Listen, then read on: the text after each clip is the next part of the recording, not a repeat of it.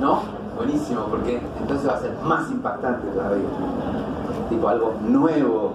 Ustedes saben que lo decíamos temprano a la mañana. La medicina ha planteado así desde el inicio de su aparición en el mundo, ha aparecido o iniciado una batalla, una guerra contra el dolor, el sufrimiento. Probablemente, ¿sí? Si algo habrá promovido la necesidad de controlar la enfermedad, ha sido la necesidad de mitigar el sufrimiento que ésta produce. Y la verdad es que en el mundo existe un sinnúmero de situaciones que generan el dolor patológico, ese dolor que llega para quedarse, instalarse y convivir con el individuo. Y es un capítulo muy complicado porque el dolor crónico es un dolor que cambia las reglas del juego, ¿sí? Ustedes saben que hay un mecanismo de nocicepción. Ese mecanismo de nocicepción básicamente consiste... Voy a sacar...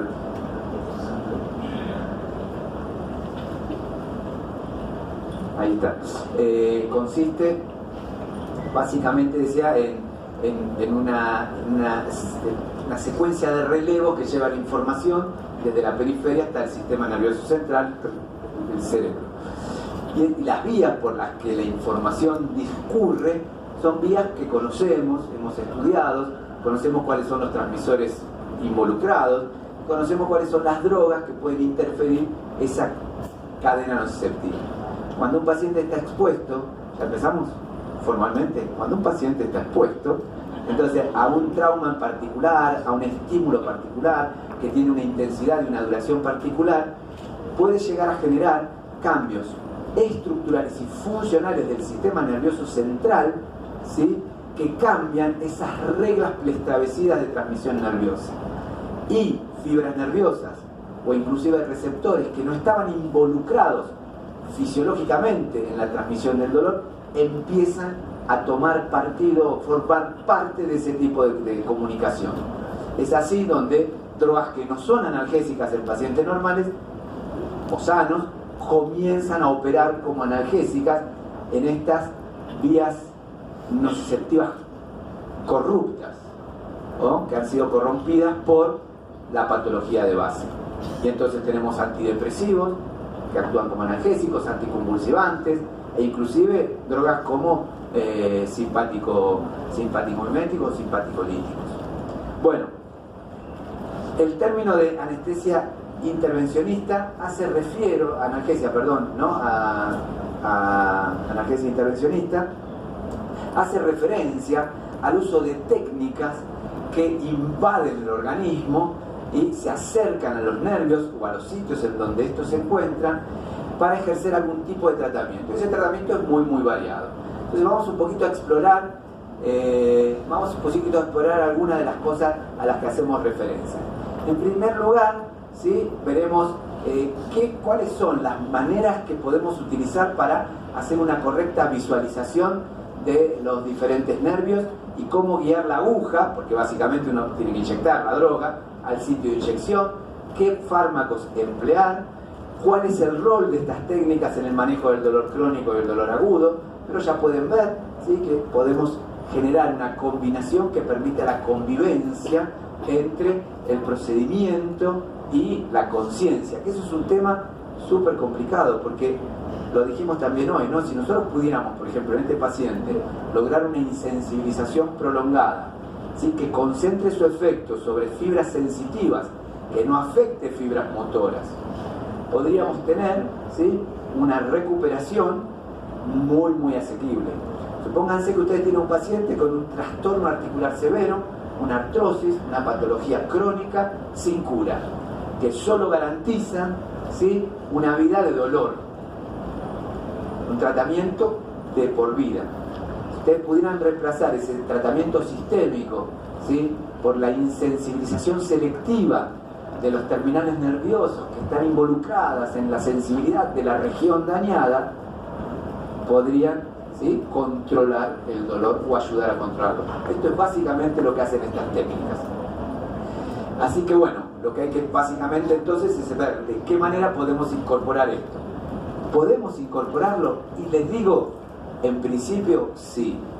Hay una curva de aprendizaje, hay una infraestructura que tenemos que organizar, pero básicamente creo que todos nosotros hoy, todos los que estamos acá, tenemos acceso, ¿sí?, al entrenamiento y tenemos acceso al equipamiento, ¿sí? Vamos a ver un poquito de qué se trata, pero rápidamente, ¿quién de ustedes tiene un ecógrafo?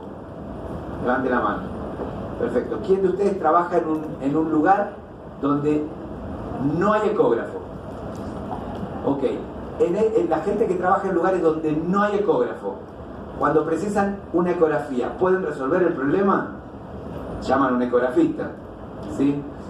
¿Cuánto cuesta una ecografía hoy?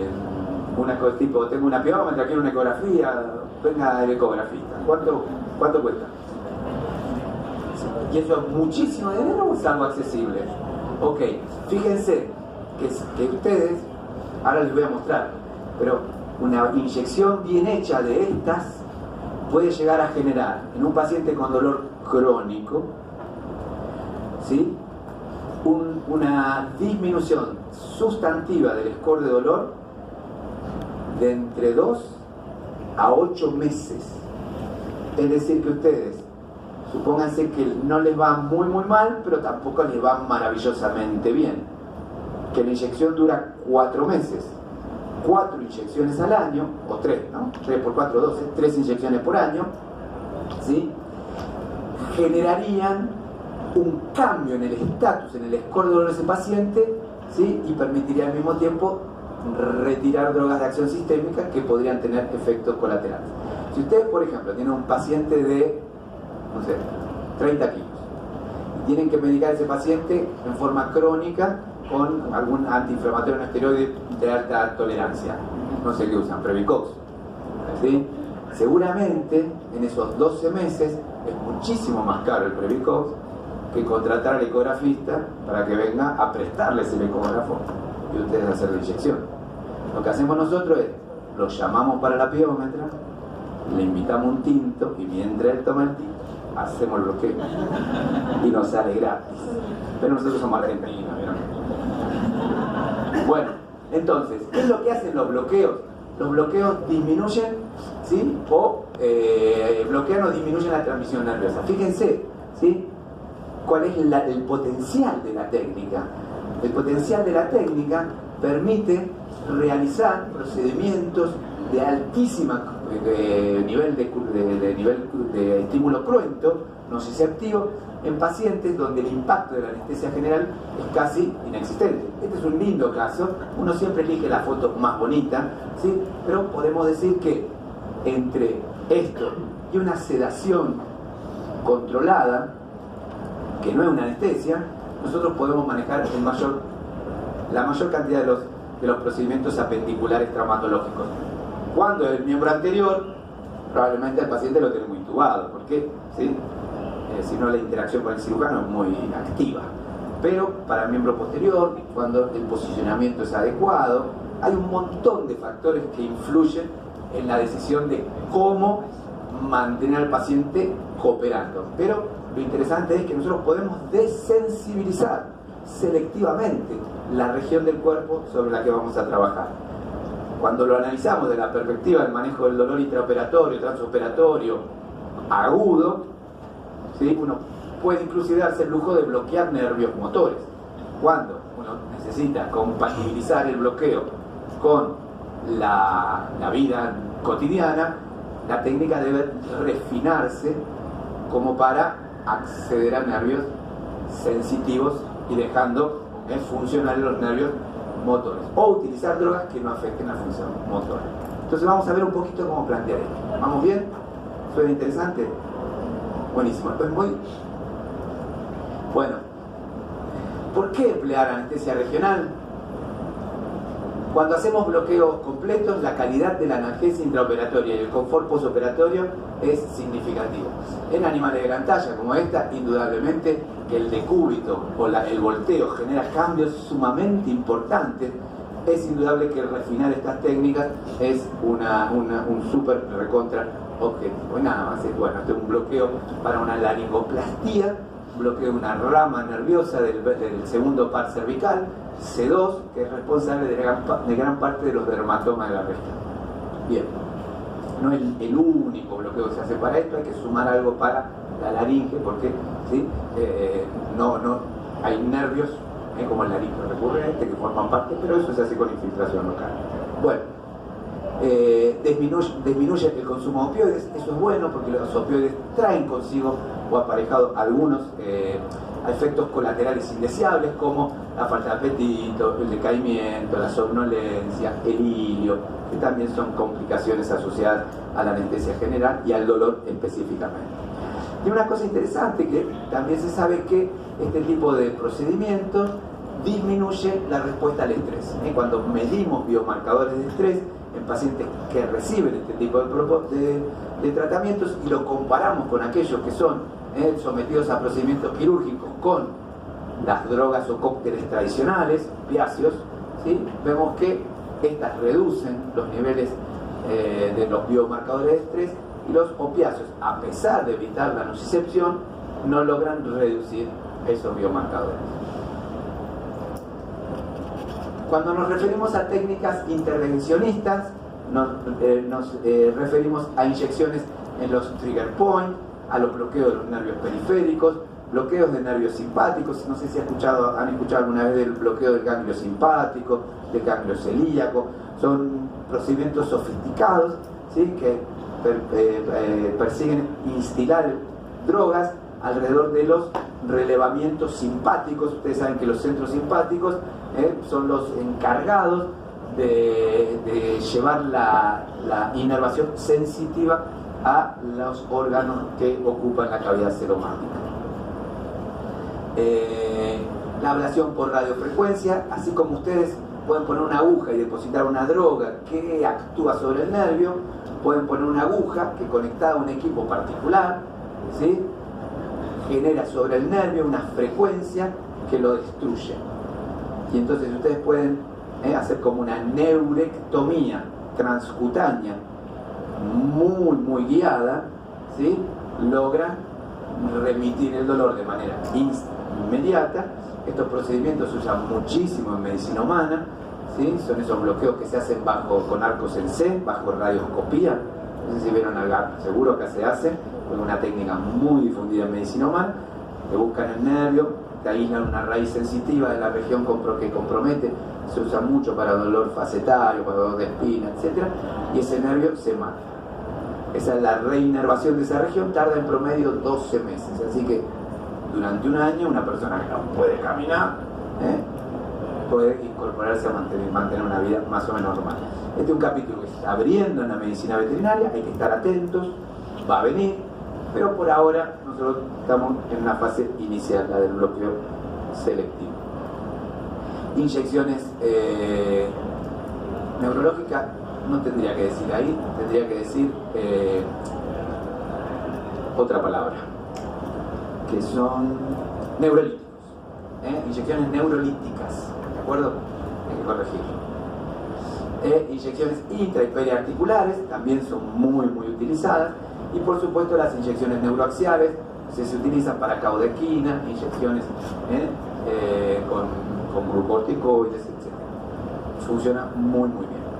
El objetivo, ¿sí?, es básicamente o identificar el sitio de dolor, diagnóstico, o aportar como parte de un combo de analgesia multimodal, ¿sí?, una técnica que permita reducir los fármacos de acción sistémica, y con ellos también, ¿sí?, los efectos colaterales, el deterioro orgánico que representa, ¿sí?, el metabolismo constante de drogas que impactan sobre los diferentes emultores. ¿De qué depende el éxito de estas técnicas? Básicamente, ¿sí?, de la identificación del sitio que debemos insensibilizar, del conocimiento de la inervación, y ahí el conocimiento de la anatomía toma una relevancia muy significativa, ¿sí?, y por supuesto la combinación y drogas a utilizar en relación al caso y al objetivo que uno pretende. ¿Cuáles son las técnicas con las que contamos? Bueno, Originalmente estas técnicas se hacían a la ciega, ¿sí? Uno agarraba una aguja, buscaba una referencia anatómica y ponía la aguja, ¿sí? Esas son técnicas que ahora vamos a ver bastante controvertidas, con fallas con porcentaje de falla muy elevado. La neuroestimulación, que consiste en usar una aguja que lleva electricidad y que conforme se aproxima al nervio nos revela la relación distancia nervio-aguja. Entonces nosotros sabemos que la inyección va a ser correcta, por supuesto solo para nervios con fibras motoras. La ultrasonografía, que se ha convertido en el gold standard. Y finalmente la tomografía, la radiografía, la intensificación de imágenes. Las técnicas a la ciega, como decíamos, son esto, ¿no? Son técnicas que utilizan, son muy operador dependientes. El éxito es muy variable. En general utilizaban dosis de anestésico muy grandes, ¿sí? Y tenía riesgo de producir lesiones importantes, ¿de acuerdo? Así que esta es una técnica que particularmente nosotros hemos eliminado de nuestro arsenal terapéutico, ¿sí? No es una opción hacer o guiar agujas en forma simple. El tema de la neuroestimulación, le dijimos, utiliza una agujita, ¿sí? Que emite una corriente eléctrica y la intensidad de esa corriente revela la relación de distancia entre la punta de la aguja y el nervio. Conforme nosotros nos acercamos a un nervio con fascículos motores, ¿sí? Se produce el mioclono de las fibras estimuladas.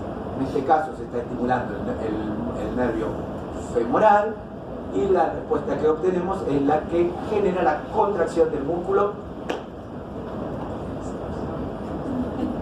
Muy bien.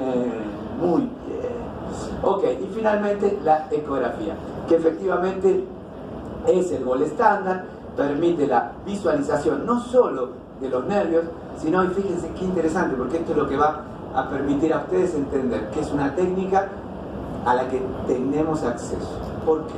Porque la mayor parte de estas técnicas que nos estamos proponiendo no son bloqueo de nervios, hay que saber bloquear los nervios, pero hay una nueva generación de bloqueos que son los bloqueos interfaciales.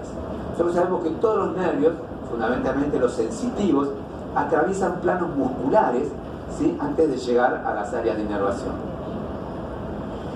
Si nosotros pudiésemos definir esos planos interfaciales solo determinando la presencia de la fascia en cuestión, supónganse en este caso esta línea blanca, ¿la ven acá?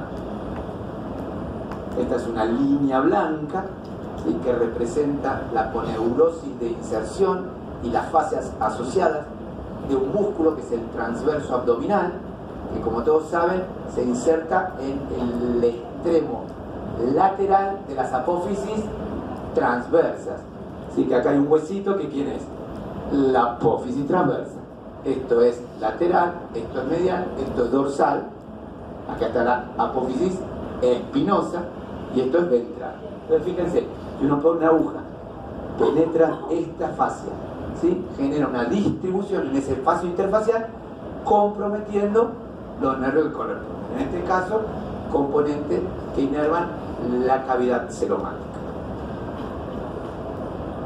¿Vamos bien? Voy rápido porque tengo unos casos y después él me corta. Sí, se acabó el tiempo. Y tenemos hasta menos 20, ¿verdad? Tengo todo controlado. Bueno, usamos los anestésicos locales. Ustedes saben que los anestésicos locales son bloqueantes de los canales de sodio, son drogas muy importantes, sobre todo en aquellos procedimientos que involucran tratamiento del dolor agudo, ¿sí? Pero hay muchos bloqueos en donde utilizamos estas drogas a muy baja concentración para evitar compromiso motor, o que utilizamos algunas otras drogas que ahora vamos a mencionar. Fíjense, este es un paciente que tiene tiene un catéter en el nervio ciático, a partir del cual uno puede generar durante el tiempo que desee, y que por supuesto el catéter quede en su lugar, ¿sí? Inyecciones repetidas. Fíjense la concentración de ropivacaína que estamos utilizando, 0,125, ¿sí? Una concentración muy baja, no alcanza para bloquear las fibras motoras, pero alcanza para permitir a un animal en un periodo de recuperación, ¿sí?, movilizarse, guiar el miembro, apoyar el peso del cuerpo sobre el miembro sin dolor y molestia. Entonces, si uno quisiera, como en este caso, iniciar precozmente maniobras o terapias físicas, kinesiología, etc., es una muy buena manera de lograr y promover este efecto. Bueno, existen en la actualidad algunos proyectos o propuestas terapéuticas de drogas que, como la bupivacaína liposomal, que básicamente la bupivacaína que todos conocemos, parte de la formulación engloba dentro de una bolita de grasa, de lípidos, a la droga. Ustedes le inyectan y según el espesor de esas bolitas, una se abre hoy, la otra se abre mañana, la otra se abre pasado mañana, y mantiene hasta por 72 horas un nivel de insensibilización, ¿sí?, con una sola inyección. Entonces imagínense que ustedes hacen un bloqueo interfacial, ¿sí?, como el de la pared del abdomen, para un paciente que fue operado del abdomen, y hacen una inyección con esta droga, ¿sí? Tienen de 72 horas, 3 a 4 días de analgesia en el sitio de la herida, en la región. Estos bloqueos, por ejemplo, el que estoy mencionando, no solo bloquea la pared abdominal, sino el peritoneo parietal. Entonces, imagínense, son técnicas que se utilizan para tratar dolor como el dolor de la irritación peritoneal que produce la pancreatitis, ¿sí?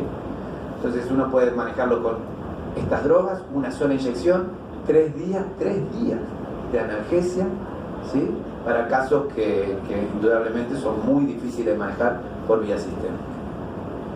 Otras alternativas, ¿sí?, han sido la propuesta de sumar a la formulación agonistas alfa-2 presinápticos como la dexmedetomidina. Es un poco controvertido el uso de estas drogas porque la verdad es que no tenemos buena información, y los estudios que se están realizando o tienen pocos casos o no son lo suficientemente potentes como para decirnos que funciona, ¿sí?, y diríamos que es controvertido, ¿sí? Los esteroides indudablemente son las drogas más importantes en estos bloqueos para pacientes con dolor crónico, en donde existe un fenómeno inflamatorio de la fibra nerviosa asociado a la patología. Es el típico caso de los trastornos articulares, las artrosis, los trastornos facetarios, los trastornos en donde la infiltración de estas drogas genera gran diferencia. ¿De acuerdo? Se pueden inyectar, tradicionalmente, mejor dicho, se inyectaban por vía epidural, transforaminal, y ahora empezaron a hacerse como parte de los cócteles en bloqueos interfaciales, e inclusive vamos a ver algunos bloqueos perineurales. Bueno, las de elección son o la metilprednisolona o la triamcinolona, ambas en su presentación como droga de depósito, ¿sí? Hay diferentes excipientes, fragmentados, no fragmentados, y dependiendo en dónde se inyectan, se eligen unos u otros, ¿de acuerdo? En general, así como término general, cuanto más cerca de la médula espinal se inyecta, más se prefiere la metilprednisolona. Cuanto más nos alejamos, es decir, nervios periféricos o lejos de la columna, triamcinolona. Bueno, y acá algunos trabajos en donde empezamos a ver una evidencia a favor del uso de estas drogas para prolongar, de estos compuestos corticoides, para prolongar la acción de los anestésicos locales o la duración del bloqueo nervioso. ¿Sí? Fíjense, por ejemplo, de un caso interesante, un trabajo en personas, donde se demuestra que la mezcla de lidocaína al 1% con dexametasona ha producido, ¿sí?, una disminución del score de dolor medido por una escala visual de 6 meses, promedio, 6 meses. Son conscientes, ¿no?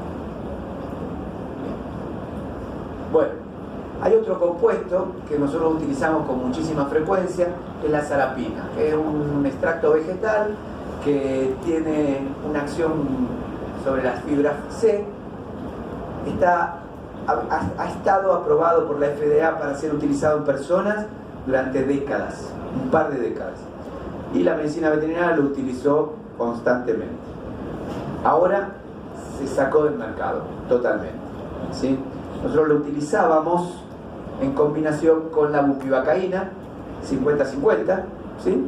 Para disminuir la concentración de la lidocaína, de la bupivacaína y sumar el potencial efecto de la sarapina. Digo potencial efecto porque la mayoría de los estudios demuestran que no sirve para nada. Cuando se dejó de fabricar, ¿sí? Una empresa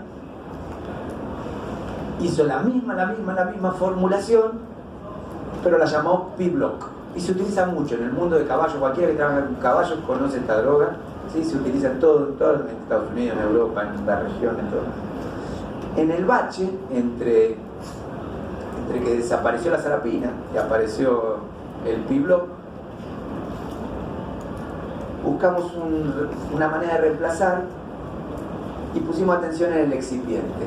Encontramos que este excipiente estaba en el agua de inyección con bacteriostático, que, dicho sea de paso, es mucho más barato, ¿sí? Y vimos que los efectos que teníamos utilizando esto eran exactamente los mismos, ¿sí? Igual seguimos usando esto porque nada, vieron el efecto placebo, ¿no? La gente está acostumbrada, bien, pero acá alguna referencia que efectivamente muestra que no hay manera de demostrar que esta es una droga que viene a resolver problemas. Lo que sí es cierto es que el combo resuelve problemas, ¿ok? Bueno, hay diferentes aproximaciones. Nosotros en la actualidad tenemos prácticamente descrito y definidos todos los bloqueos.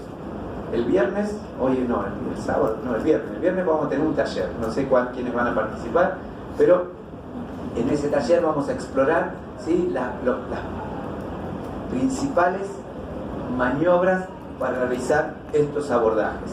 No son muchas maniobras, afortunadamente, y hay un par de abordajes estos interfaciales. Hay planos interfaciales, como por ejemplo el director de la espina, que es un plano que nace en el occipital y termina en el ilio, ¿de acuerdo? Es decir, que el mismo procedimiento se utiliza para toda la espina. Por supuesto que uno hace la inyección próximo al sitio de la lesión. Entonces, si lo tiene que hacer en C7, en T1, en T13, en L2, va moviendo, ¿sí? La posición de la aguja. Pero la técnica es la misma, la referencia es la misma. Ya lo vamos a ver el viernes. Van a ver que es una cosa muy fácil de aprender. Cuando uno hace estas cosas, tiene dos cosas que aprender. Lo primero es la sonoanatomía. Y eso es muy fácil, ¿sí? Porque básicamente, ¿no? Si yo pongo el traductor acá, ¿sí? Y centro en el medio un hueso. ¿Qué hueso es? El húmero. Entonces, listo. Hay un músculo para atrás. ¿Cuál es? El tríceps. Para adelante, el bíceps. ¿Me entienden? Tampoco es que no hay que ir a Harvard, ¿sí? Hay que agarrar el libro de anatomía y listo. Bueno, acá les dejo también unas revisiones que publicamos este año en el Veterinary Journal, en donde están todos los abordajes, ¿de acuerdo? Así que nada, básicamente ya lo tienen también en el reporte, ¿de acuerdo? Tanto para que tenemos miembro anterior, posterior, tórax y abdomen. Así que tienen para elegir cualquier área del organismo. Ok, bueno, este es un paciente que acaba de terminar de ser operado de una laminectomía dorsal, un paciente que fue operado sin opiáceos, ¿sí? Fíjense la cara del paciente, fíjense la forma en que se recupera y fíjense la falta de respuesta al estímulo en el sitio de la herida, ¿sí? En general, estos pacientes que esta es una cirugía, no sé si están familiarizados con este tipo de procedimientos, pero tiene un componente doloroso muy intenso. Es muy difícil encontrar esta recuperación porque además los pacientes salen muy drogados, ¿sí? Y hay dos componentes. Primero el de la manoseo, pero después la contractura muscular que genera el dolor. Así que bueno, este es un bloqueo muy fácil de hacer. Tiene un par de tips, pero imagínense que nosotros hemos quitado, ¿sí? Los opiáceos del intraoperatorio y las CRI en la recuperación. Aquí son las infusiones continuas durante la recuperación. Básicamente el objetivo de este bloqueo consiste en instilar la droga sobre el borde lateral de la apófisis transversa, en donde encontramos las ramas mediales y laterales del ramo dorsal del nervio espinal. ¿Sí? La droga al inyectarse se distribuye de manera cráneo-caudal, ¿sí? Comprometiendo varios espacios intervertebrales. En general, como la inervación de la faceta articular de una región en particular depende del nervio de la región más el craneal, uno siempre se va un espacio craneal al sitio de trabajo o dos espacios craneales al sitio de trabajo. ¿Okay? Entonces vamos a hacer una laminectomía de 9, inyectamos entre 7. ¿Ok? ¿Se entendió? Bien. Son volúmenes altos los que se inyectan, pero fíjense, ¿sí? La aguja entra de dorsal a ventral, ¿vieron cómo estaba posicionado el perrito? Y lo lindo es que acá no hay que buscar nada más que la apófisis transversa. Se apoya sobre, este es el plano intermuscular. ¿Ven qué claro que es? Y cuando inyectan la droga, ¿ven cómo se separa ese plano intermuscular? ¿Sí? Así que bueno, así de sencillo. Les voy a mostrar este caso. Fíjense, tenemos acá, ¿ven? Estas lesiones típicas y características de los perros de tren. Fíjense la actitud de este paciente, fíjense cómo se mueve este paciente, ¿lo ven? ¿Ok? Así llega a la consulta. Hacemos el bloqueo que acabamos de hacer. En este caso, como el paciente tenía 3 puntos de lesión, hicimos torácico, este que vemos en la placa, y uno sobre L7, de derecha y de izquierda. ¿Sí? Bien. Este es el mismo perro, 4 días después del bloqueo. Y esto es el mismo perro 10 semanas después del bloqueo. Sin tratamiento sistémico. ¿Sí? Obviamente, a veces nos traen perros que están no doloridos, postrados, así, sin masa muscular. ¿Entienden? Bueno, ok. No es que te rejuvenece, es que te quita el dolor, claro. Y ahí está el cóctel que utilizamos, ¿sí? Usamos siempre la misma fórmula, no el mismo volumen. El volumen lo modificamos en función del bloqueo que hacemos. Pero la fórmula es bupivacaína sarapin o agua con alcohol bencílico 50-50, dexmedetomidina 1 microgramo por cada mililitro a inyectar, ¿sí? Y la triamcinolona hasta 5 miligramos. ¿De acuerdo? Fíjense este caso que les voy a mostrar. Este fue muy lindo. Este es un perrito. Este es un caso de mi colega, el doctor Diego Portela, en la Universidad de Florida. Es un perrito que estuvo 2 años, como lo vamos a mostrar ahora. ¿Sí? 2 años. Miren cómo está. ¿Ven cómo arrastra la pata? ¿Sí? Hicieron de todo, lo trataron con de todo. Entonces dijo, me deja ver un poquito, qué sé yo, hizo una ecografía.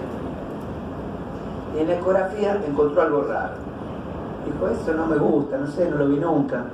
Déjame que lo bloquee. ¿Sí? Y le puso la droga, nada, perdón.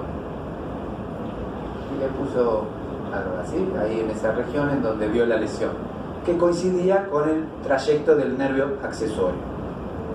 Bueno, entonces, esto antes del bloqueo, ¿lo ven? Y esto es inmediatamente después del bloqueo. ¿Te ven acá el perro? Ok, está bien, ¿no? Si le hacen lidocaína y pasa igual esto, ¿no? Porque le dolía, le deja de doler. Pero lo interesante es esto, ¿sí? Fíjense, de 4 a 5 semanas después de terminar el bloqueo. ¿Sí? De 2 años postrado a empezar. ¿Sí? Tenemos estos casos, no es que se resuelve todo con esto, pero esos dolores facetarios, esos dolores por bicolor o por trastornos articulares, tienen una muy buena evolución. Y ahora hay un poquito, esto es muy fácil de hacer, hay bloqueos un poquito más sofisticados que buscan las ramas sensitivas de las articulaciones, ¿sí? Esto también lo hacemos, no es una cosa que uno aprende en un día, esto se aprende en un día, lo otro un poquito más complicado, pero sepan ustedes que si se logran ir entrenando, ¿sí? Es algo bien factible. Le dije cuando empezábamos que había dos cosas, ¿no? Una era ver la anatomía, que ya le dije fácil, y la otra es coordinar el movimiento de la aguja y el transductor. Eso es difícil, hay que practicarlo, Entonces uno se compra una pechuguita de pollo y le pega ahí y le da con la aguja hasta que aprende a mover. Ok, este es un caso también interesante, fíjense, es una amputación del miembro posterior, un paciente con un bloqueo combinado de los nervios ciático y femoral, y este es, fíjense, 5 minutos después de la extubación, todavía lo ven que todavía está 15 minutos un poquito mareadito, le cuesta un poquito caminar, también le falta una pata, no, pero ya igual se la amputaron porque no le funcionaba. Bueno, y fíjense, 24 horas, ¿sí? Son recuperaciones muy diferentes. Eso es una dimensión del manejo del dolor y de la moderación del trauma bastante interesante, ¿sí? A veces nos mandamos cagadas. Por ejemplo, en este caso, este era un perro muy grandote, tenía una artrosis del codo alucinante y dijimos, vamos a ver cómo nos va. Y lo bloqueamos y lo tuvimos con una parálisis radial de 4 días. Así que el perro se pillaba encima, la gente protestaba, un desastre. Bueno, y ahí aprendimos, ¿sí? Que cuando se bloquea el nervio, los miembros, si uno pretende bloqueo grande, primero hace un nervio, espera 4 o 5 días, después hace otro, ¿sí? El perro tardó 8 años en romper la articulación, nosotros podemos tardar 8 días en tratar de moderar el dolor, ¿sí? No usamos más bupivacaína en perros añosos, usamos solo lidocaína al 1%, ¿qué es eso? Tips, ¿de acuerdo? Pero ténganlo en cuenta, estamos resolviendo problemas grandes, los trastornos articulares, las artrosis en los perros involucran, independientemente del grupo etario, a un 25% de la población. Así que 1 de cada 4 de sus pacientes tienen estos problemas. ¿De acuerdo? No le digo, me sacan el cartel. Pero yo, que soy previsor, tenemos 5 minutos para debatir, preguntas y terminar el día como corresponde, sin correr. A ver, preguntas, doctor.